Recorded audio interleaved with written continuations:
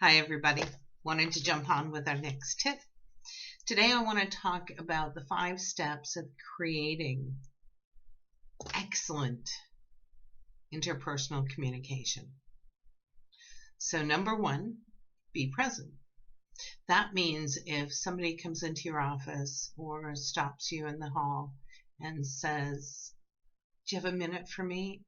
you are completely mentally and emotionally available. And if you're not, tell them. Say, "You know what? I'm deep in this project. Can we do this at 3? Is this time sensitive?" And that lays the foundation for extremely non-judgmental and open communication. They know that they're going to be heard. So number 1, be present. And if you can't, postpone to a time when you can be present. Number 2, actively listen. So what does that mean? Active listening is when you are completely attentive to what the individual is saying and you're not formulating answers in your head, which most of the time we do, right? So active listening is not saying anything, but listening 100% and qualifying, "Have you finished?" and making sure that they've said everything that they need to say. Once you have ensured that you have received everything they want to share, then you reflect back. If I heard you, you said, and then you repeat back exactly what you heard. There may be a little bit of back and forth because typically we hear through our filters and they share through theirs. So you need to qualify exactly what it is that they need you to hear. And then you ask for direction. What would you like me to do with this information? And you agree on next steps. I will tell you, more often than not, the next steps are that they have a solution and they're going to go execute. All they needed was a sounding board. They needed to verbalize all the things that have been swirling around in their head. They needed a safe, non-judgmental place to share. And now they're going to go execute and move on to the next step of whatever project or aspect of their job they're working on. Then, when you've agreed on the next steps, you execute. As I said, most of the time it's nothing, but sometimes they require you to take action on their behalf.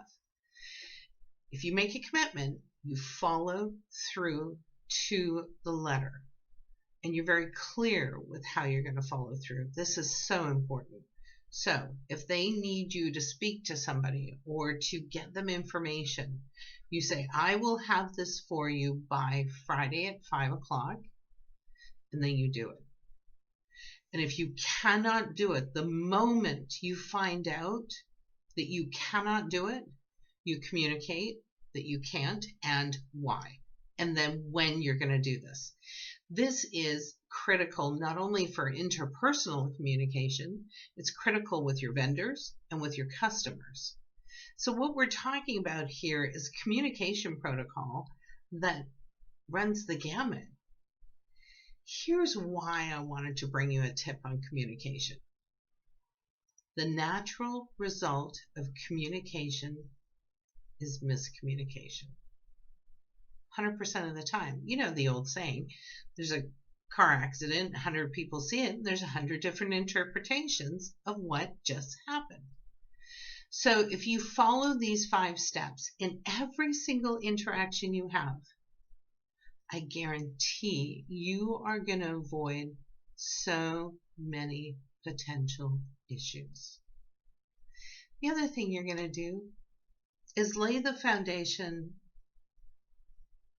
for conscious company behavior, which is you've established trust, you've established respect, the employee, the customer, the vendor feels honored, they feel heard, and guess what?